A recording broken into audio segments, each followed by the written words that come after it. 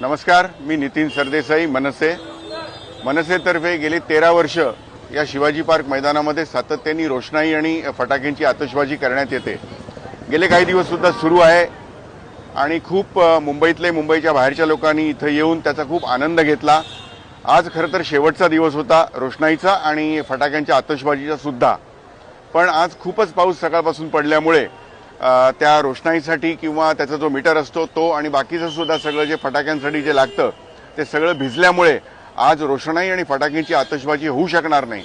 मला कल्पना आहे की आपण सर्व कुटुंबासकट इकडे आज शेवटचा दिवस आणि खूप मोठं आज फटाक्यांची आतषबाजी होणार होती म्हणून बघायला आला होतात, पण आज या पावसामुळे काहीच करता येत नाही। आम्ही सर्व प्रयत्न करून झाले, पण आज ती रोषणाई आणि फटाके सुद्धा लागणार नाहीयेत एवढंच आपल्याला कळवायचंय।